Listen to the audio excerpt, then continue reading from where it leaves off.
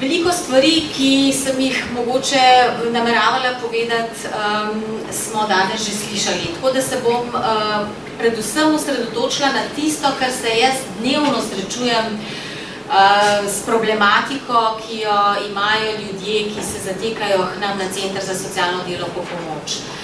V resoluciji o nacionalnem programu socialnega varstva je lepo napisano, kaj bi moralo biti v državi, kaj bi se moralo uresničevati, ampak nažalost pri nas v Sloveniji temu še ni tako, smo pri nekaterih stvarih še kar daleč od tega.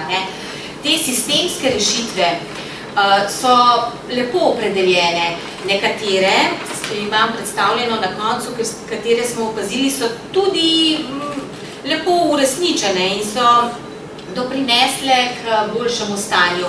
Nekatere bi pa morale se še zelo izboljšati. Ko sem pripravljala se na današnjo prezentacijo, sem pomislila, kaj je tisto, kar človek nekako temeljno potrebuje. Že Abraham Maslow je navedel neke temeljne človekove potrebe, ki morajo biti zadovoljene, da človek lepo funkcionira, da je srečen, zadovoljen, da dostojno živi. Pri nas v Sloveniji, na žalost, te bazične fiziološke potrebe, kot so hrana, stanovanje, kurjava in podobno, že te niso zadovoljene. Kaj šele potem te psihološke, ki so nadgradnja, in če te psihološke potrebe niso zadovoljene, do česa prihaja? Do duševnih motenj, stisk, anksioznosti, odvisnosti, tesnob, izgorelosti, s čimer se v naši družbi zadnje čase srečujemo v veliki meri. Dosti smo že slišali danes o razslojevanju družbe, to, da je globalni pojav, ne samo v Sloveniji, vedno večje razlike so med bogatimi in revnimi in vedno več je revnih. S tem se izgublja človeško dostojanstvo. Ni neke socialne pravičnosti. Potem bom se navezala na vse te stvari, ko bom povedala, kaj ljudje pripovedujejo, kako živijo, kaj vidijo, kaj doživljajo. Ni dovolj prostovoljstva in solidarnosti. Ne mislim s tem, da se posamezne prostovoljske organizacije ne trudijo. Zelo se trudijo, to ni problem, ampak v družbi, v celotni družbi se je izgubilo to. To je problema. Ni neke kohezije, povezanosti. Če že pogledamo v naše delovne sredine, proti včasih se je to kar razblinilo in to je velika težava. Seveda pa pri tem nastane problem vključevanja. Ljudje, ki nimajo možnosti, ki so potem, kako bi rekla, doživljajo, da ne spadajo nekam, da ne spadajo. To je razčlovečenje. To je razčlovečenje, zato je tako potrebno to vključevanje vseh in vsa ta politika, o kateri smo danes že tako veliko slišali in ki jo je potrebno pač uresničevati. Besede in mnenja uporabnikov. Pogovarjala sem se s sodelavkami, ki so mi tudi povedale marsikatero zgodbo, ne samo tisto, s katero se srečamo v pisarnah, ampak tudi na terenu. In kaj je tisto, kar ljudje doživljajo, da so največje težave in kaj bi bilo za njih dostojno življenje, da bi vsaj tisto, kar je tukaj navedeno, da bi vsaj imeli do določene mere zadovoljeno. Recimo hrana. To, da upokojenci, ki so celo življenjsko dobo delali in potem imajo pokojnino tako nizko, da morajo iti na brezplačno kosilo. To je razčlovečenje. To smo parili 70 let nazaj, v povojne čase, na žalost, tega si ne smemo dovoljevati. Stanovanje.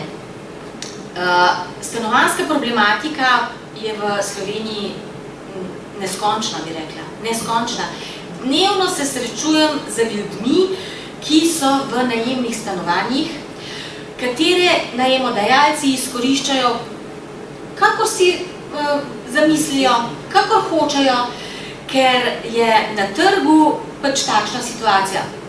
Najemnih stanovanj po ceni takšnih, da bi si ljudje lahko privoščili, jih ni. Nekatere občine, ena izmed naših, ki jo pokriva naš center za socialno delo, sploh ne rešuje stanovanjske problematike, ker pač nimajo sredstev ali denarja ali kakorkoli. V drugi sicer se rešuje, ampak bistveno premalo. Če je bilo, mislim, da 12 stanovanj z razpisom v lanskem letu podeljenih za neprofitna stanovanja, prosilcev pa okrog 100, in vsi, jaz jih poznam, večino teh prosilcev, vsi zelo potrebni, da bi dobili tako stanovanje. Pol si lahko mislimo, kakšna je situacija. Zaposlitev. O tem smo danes govorili že velikokrat. Možnost zaposlitve bi morali imeti mladi, srednja generacija in starejši, vsi, veliko več javnih del. Se o tem mogoče potem v predlogih še kakšna beseda. Velik problem so položnice, plačilo položnic. Ljudje, ja, tako kot je gospa pred mano rekla, tisti, ki so odgovorni, plačajo pač položnice, potem pa za hrano nimajo. In potem seveda vse hrano dobijo nekako dobijo. Ampak to ni življenje, da morajo biti odvisni od hrane, ki jo bojo nekje dobili. Zakaj ne bi mogla ena družina poskrbeti sama zase? Starejši ljudje, s katerimi se jaz pogovarjam, ko grem k njim na dom in tako, tudi sami izrazijo. Ne, jaz želim za sebe poskrbeti sam. Jaz to hočem, ker je to človeško dostojanstvo in to je treba omogočiti. Vsem. Ne super, da so subvencije, ampak to je začasno, za čas krize, ali pa da imamo Zvezo prijateljev mladine. Čudovito. Samo pravilno bi bilo, da tega sploh ne bi bilo potrebno v taki meri. Za tem moramo stremeti. Kurjava. 2 dolgi mrzli zimi. Ljudje so stari, bolni v mrazu. V mrazu so. Ljudje potrebujejo tudi razvedrilo in najdih. Zabava, če tako rečemo, je ena od temeljnih človekovih potreb. In revni ljudje, ki jih je vedno več, tudi tisti, ki so zaposleni in imajo nizke dohodke, ljudje si tega ne morejo privoščiti. In ne morejo zadovoljiti te temeljne človekove potrebe. Zdravstvo. Dostopno zdravstvo. Za mladostnike bom kasneje povedala, ampak mogoče za starostnike. Dolgi čakalne vrste. Vse je možnost plačati, ampak z nizkimi pokojninami si ljudje ne morejo privoščiti plačila pregleda nekje, a ne pri nekem zasebniku. Poleg tega je potrebno veliko zdravil, pa tudi samo po €1, €2 doplačati, ko dobijo na recept. Ampak to za enega starostnika, ki ima veliko zdravil in majhno pokojnino, predstavlja ogromen strošek. Tudi izobraževanje. Si mislimo, da ljudje, ki so revni in v slabem materialnem položaju, da si tega ne želijo. Zelo si želijo izobraževanj. Želijo si izobraževanj tudi v delovnih organizacijah, na svojih delovnih mestih. Pa če še z tega pogledamo, vendar družba napreduje s tem, da je izobražena, a ne? In na tem bi morali precej še narediti. Kakšne so potem posledice stanja v družbi? Kot sem jih že omenila. Tle bi omenila mogoče, zato sem s tako velikim napisala mladostniki. Tedensko je vsaj en mladostnik pri nas na našem centru, ko je v taki osebni stiski, da bi bila celo potrebna hospitalizacija, ampak ni prostora. Ni prostora za mladostnika 15-16 let starega, da bi bil hospitaliziran, da bi dobil primerno in pravočasno pomoč. Premalo je kliničnih psihologov in pedopsihiatrov. Ko se naročijo, čakajo po 9 mesecev. 9 mesecev! In potem se starši ukvarjajo in ostale službe kot vejo in znajo. Zato sem tako na veliko napisala. Posledice so tudi nasilje, tako v družini, povečuje se, kot v celotni družbi, tudi na delovnih mestih, med zaposlenimi, med nadrejenimi in podrejenimi in obratno, ker so ljudje v takih stiskah, ker ne zmorejo več kontrol, samo kontrol. Pa še ena stvar je v naši družbi. Nekako se je, kar se misle, da se lahko vsakomu vse reče, no? A ne? In vsakemu, da se kar sme reči. Ne vem, zaradi česa je tako prišla, ampak to je nedopustno. To je potrebno nekako začeti spremeniti.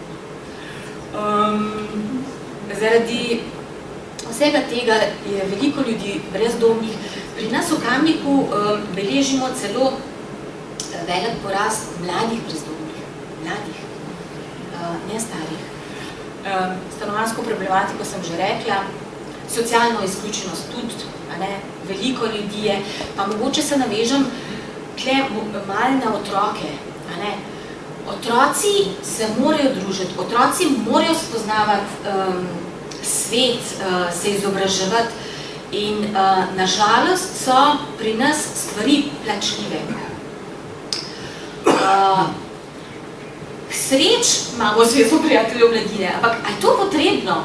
Zakaj ne bi bile, ne vem, brezplačne, ne vem, nogometni klubi, druge take stvari? Zakaj je to v naši družbi tako postalo? Da se mora vse plačevati? Slabo telesno zdravje ljudi. Vsa taka stanja se poznajo tudi na tem. Zdaj, zdravniki bi tudi lahko povedali, da se ne samo na psihičnem zdravju, ampak tudi na telesnem zdravju, somatizacija je velik problem, da se to pozna pri nas. Težave v starosti, nekaj sem jih že navedla. Mogoče v Ljubljani ali pa v drugih bolj urbanih področjih se ne kaže tako, ampak pri nas kamniška občina je čistja do gora in čist do Vranskega in smo tako ruralni, prevozi starostnikov. Nobena služba se ne ukvarja s tem. Ljudje bi še nekam šli, bi šli tudi sami v trgovino, pa si zaslužijo, da grejo. Problem je iti k zdravniku. Nihče, če nimajo svojih svojcev, da bi jim nekdo pomagal ali pa to, ne morajo iti in nihče ne sme voziti. Vse so razna društva pa tako, ampak nihče ni registriran kot za prevoz oseb. In je to velik problem. Potem domovi za stare. Ponovno se je pojavil velik problem, da je premalo prostora. Ampak jaz bi tle opozorila na nekaj. Mogoče imamo prevelike standarde oziroma vse enake standarde v domovih. Tisto, kar mi opažamo, je, da bi bilo mogoče dobro več nekakšnih stanovanjskih skupin za stare narediti. Ne s takimi standardi vse tako, ampak saj se tudi starostniki vključujejo, pa bi sami nekaj naredili, pa doprinesli, prvič bi bila nižja oskrba, pa še vključeni bi bili. Starostniki, še enkrat ponavljam, to velikokrat mi rečejo, pa sej jaz bi, ampak nimam toliko možnosti, pa jaz želim se, ampak ni neke take organiziranosti, ja ne? Pa se ne vidi, pa sem mogoče malo preveč na dno napisala, ampak ja, tudi eno stvar bi povedala, ki mi je sodelavka rekla, se je srečala z eno gospo glede varstvenega dodatka. Pri nas je varstveni dodatek tako opredeljen, da morajo otroci za starostnika skleniti preživnino v bistvu, če hočejo, da starš potem dobi ta varstveni dodatek. Ta zgodba je, ki je ena mama ta varstveni dodatek živela, je rekla, na svetu ne bom rekla svojemu otroku. Na svetu ne bom rekla svojemu otroku. Celo življenje sem hotela sama zase poskrbeti in tudi zdaj hočem sama zase poskrbeti. In ne bom rekla svojemu otroku, da me ne preživlja. Zakaj? On ima svojo družino, dostakrat tudi ne morajo, ne? On ima svojo družino. To je to izguba dostojanstva.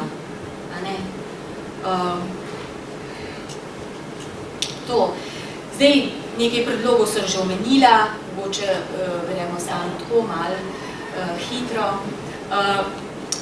To usklajeno delovanje vseh politik, ne samo socialne politike, ekonomska, finančna politika, ki je tudi recimo pri transferih. Ljudje, ki hodijo k nam, dostakrat rečejo, a on sosedov, ki ima Audi Q7 ali kaj, tako mi je rekla, zanč mamica, lih tako ne plača vrtca, v tem smislu. To ni stvar socialne politike, da pregleduje, kakšne ima dohodke, to je stvar finančne politike, V tem smislu je treba usklajeno delovanje in še boljše delovanje še drugih politik. Promocijo vrednot. Naša družba se je ne vem, kako bi rekla, kar neke take popularne stvari se predvaja, kar nekaj tako. In ljudje so dostakrat kar nasedajo, če tako rečem. In zelo pomembno je, kaj se predvaja, kaj se popularizira. Pomembno je, da se res pravilne vrednote predstavljajo. O izobraževanju sem že rekla. Mogoče tle pri izobraževanju, ko so me sodelavke zelo opozorile, da bi bilo fajn, da se povečajo štipendije, ker štipendije so majhne, premalo je kadrovskih štipendij in premalo je tega, da se delovne organizacije vključujejo v to, da dajejo štipendije in da izobražujejo kader, da izobrazijo svoj kader, ki ga potem tudi zaposlijo. Premalo je tega povezovanja. Prekarno delo, zaposlitve, subvencije za zaposlovanja, pa to pravično plačilo za delo. Super, da se je zvišala denarna socialna pomoč, ker so res, to je ni za preživeti, ampak ljudje, ki delajo, morajo biti pa plačani, da se bojo lahko preživeli. To je smisel. Višje pokojnine. Ne reševati nizkih pokojnin s socialnimi transferji. To je čisto v napačno smer. Pokojnine morajo biti za dostojno preživetje, ker so ljudje delali. Pa mogoče, da se navežem samo na to, kar je gospa govorila o teh državnih pokojninah. V preteklosti ženske niso mogle biti zaposlene, zato ker ni bilo otroškega varstva in zato nimajo pokojnin. ker so skrbele za otroke, za gospodinstvo, za svoje ostarele in tako. In zaradi tega nimajo. In s tem jim je bilo oduzeto. Z mnogimi sem se srečala in so bile, ko so jim vzeli te državne pokojnine, ja, razčlovečene. Reformo zdravstva, ja, to sem že povedala. Skrb za stare. Mogoče smo preveč pustili skrb za stare lokalne skupnosti. V preveliki meri. Občine so različno finančno stoječe, različno strokovno usposobljene in to. In jaz se bojim, da če ne bomo neke skupne politike zavzeli na širšem nivoju, da tole ne bo dobro. Ne bo dobro. No, tisto, kar bi rekla, so bile tudi dobre prakse, ampak to so bile predvsem sistemske ureditve. Otroško varstvo. Kako je bilo včasih z otroškim varstvom, dokler ni to bilo nekako sistemsko urejeno. Tudi s prehrano otrok, subvencije prevozov. Kako mladina ni mogla v šolo, oziroma ko ni bilo teh subvencij, ali pa starševskim varstvom in tem. Nekako naj bojo te sistemske ureditve nam pot ali pa zgled za urejanje tudi drugih področij. Toliko.